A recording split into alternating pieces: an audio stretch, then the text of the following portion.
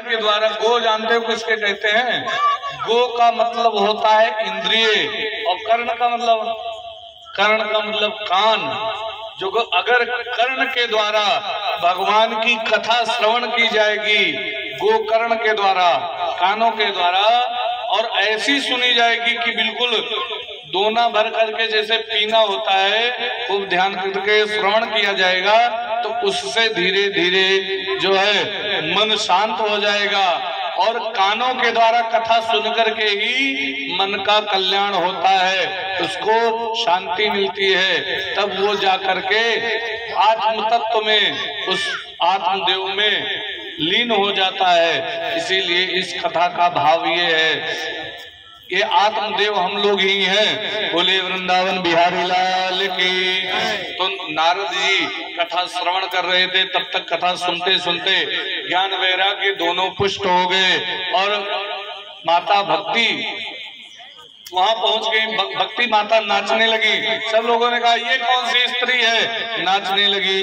और वो कथा श्रवण करने के लिए बड़े बड़े ऋषि लोग, बड़े बड़े संत महात्मा सब लोग आए, यहाँ तक कि वेद की ऋचाएं, वेद के मंत्र संत का रूप धारण करके वहां पहुंच गए। लिखा भृगु वशिष्ठ च्यवनश्च गौतम मेधादिति तीक्ष देवरातो रामस्तथा गादिसुता शगालो मृडाक पुत्र पिप्पलाद। कहा वहां पर भृगु वशिष्ठ अंगिरा गौतम इत्यादि समस्त ऋषि आए। स्वेदज अंगज पिंडज जरायुज ये सब लोग वहां पर आकर के, स्थावर जंगम ये सब लोग आकर के वहां पर कथा श्रवण करने लगे। स्वेदज जानते हैं किसको कहते हैं? स्वेदज हमारे सनातन धर्म में ऐसे ऐसे जो है खोज है कि आज के वैज्ञानिक उसे जो है बाद में पता लगाते हैं, लेकिन पहले से वो खोज है। स्वेदज कहते हैं पसीने से उत्पन्न होने वाले जीव, हमारे पसीने से उत्पन्न होने वाले जीव, उसी को कहते हैं स्वेदज। अब पसीने से काका उत्पन्न होते जानते हो? पसीना से हमरे लोगन के खटिया पर पहुड़ो अगर तो क्या होता है? खटगिरवा। और खटगिरवा जानते हो कैसे उत्पन्न होता है? पसीना से। और अक्सर मूड़े में जुआ पर थी, जे ज्यादा दिन तक धोवत नहीं है, मींजत नहीं है, तो तेके मूड़े में ज्यादा प्रतिका है पसीना से। यहाँ पर एक जो है क्या कहते हैं, कांच वाच में एक और जानवर होता है, छोटा सा जीव होता है, क्या कहते हैं, चौगड़िया नहीं हो जाती, तो वो भी पसीने से उत्पन्न होते हैं। ये पसीने से उत्पन्न होने वाले जीव, अंडे से उत्पन्न होने वाले जीव, माता से जन्म लेने वाले जीव, और यहाँ तक स्थावर जो वृक्ष हैं, पहाड़ हैं, ये सब संत रूप धारण करके कथा श्रवण करने के लिए आए। जब कथा प्रारंभ हुई तो उसमें बड़ी सुंदर कथा हुई, देवता लोग भी आए, और ऐसा सुंदर बढ़िया कथा हुई। लिखा सब लोगों ने अपने अपने वाद्य यंत्र बजाना शुरू कर दिया। प्रहलाद जी आए तो प्रहलाद जी ने ताली बजाना शुरू किया। जैसे कीर्तन होता है तो उसमें ताली बजाना चाहिए।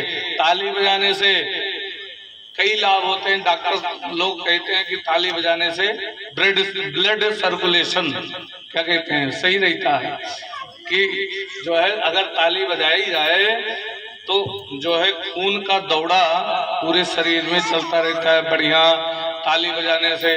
और ताली बजाने से जो गड़बड़ रेखाएं हैं हाथ की, अच्छी रेखा भी है गड़बड़ भी है, तो अच्छी रेखा और गड़बड़ रेखा दोनों हाथ एक में स्पर्श हो जाता है, तो इससे जो गड़बड़ रेखा का प्रभाव है अच्छी रेखा के संपर्क में आने से उसका दोष भी धीरे धीरे समाप्त हो जाता है। इसलिए ताली बजाना चाहिए, और ताली बजाने से भगवान के कीर्तन में उत्साह आता है, इसलिए ताली बजाना चाहिए। प्रहलाद जी परम संत थे, ताली बजा रहे हैं। लिखा व्यास जी ने, प्रहलाद तालधारी तरल गति चोदवा कंसधारी वीणाधारी सुरषि स्वर कुशल दया राज करता भूत इंद्रो वादीन मृदंगम जय जय सुकरा कीर्तने ते कुमारा यत्राग्रो भावक्ता सरस रचनया व्यासपुत्रो बभूव।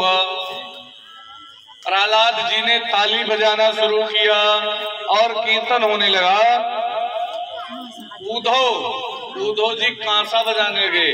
कांसा जानते हैं, पहले के समय में मिलिया उल्टी के बजाया जाता, तब इतना वाद्य यंत्र नहीं रहा, मिलिया बजाई जात रहे। मुंदरी पहन के अंगूठी यही पर पहनते रहे, टुक टुक टुक टुक बड़े अच्छे से बजाते थे। जो बुजुर्ग लोग ये सब जानते होंगे, तो उसको कहते हैं कांसा। प्रहलाद तालधारी तरल गति। उद्धव जी कांसा बजाने लगे, उद्धवा कांसधारी, और नारद जी बैठे थे। उन्होंने कहा देखे कौन से स्वर में कीर्तन हो रहा है। नारद जी ने बीणा बजाना प्रारंभ कर दिया। बीणा धारी सुर ऋषि स्वर कुशलतया राग करता अर्जुनोभूत। राग का आलाप भरने में श्रेष्ठ है कौन? अर्जुन। अर्जुन ने आलाप छेड़ दिया खूब लंबा, और राग करता अर्जुनोभूत। इंद्रदेव आए, इंद्रदेव मृदंग बजाने लगे। मृदंग अब तो कहीं कहीं देखने को मिलता है। मृदंग का जो है एक ध्वजा बिल्कुल पतला होता है, ढोल की तरह ही होता है, उसमें बड़े बड़े वो पड़े होते हैं लकड़ी के गट्ठे, और ढोल की तरह एक तो बिल्कुल पतला होता है, एक खूब चौड़ा होता है एक तरफ। उसको बजाना शुरू कर दिया इंद्र ने। इंद्रोवादीन मृदंगम जय जय सुकरा कीर्तने ते कुमारा। और सब देवता लोग जय जयकार करने लगे और कीर्तन करने लगे। सनक सनंदन सनातन संत कुमार कीर्तने ते कुमारा यत्राग्रे भावक्ता सरसरजनया व्यासपुत्रो बभूव। ये सब बातें व्यास जी के पुत्र महाराज सुखदेव स्वामी राजा परीक्षित को बता रहे हैं। अच्छा, जब खूब प्रसन्न होकर के कीर्तन होने लगा, उसके पश्चात होता क्या है, सब लोग कहने लगे कि ये कौन स्त्री है नाच रही है। तो सनक सनंदन सनातन संत कुमार ने बताया आज शांत रहो, ये भक्ति देवी हैं। नारद जी ने कहा आइए आसन पर विद्यमान होइए। कहा नहीं देवी, आप तो समस्त प्राणियों के हृदय में वास करती हो, भक्तों के, आप सबके हृदय में बैठो। सबके हृदय में बैठ गई भक्ति देवी। अच्छा, इस और ज्ञान वैराग्य पुष्ट हुए, भक्ति का कल्याण हुआ। इस कथा से तात्पर्य क्या है? आध्यात्मिक दृष्टि से देखिए, ये तो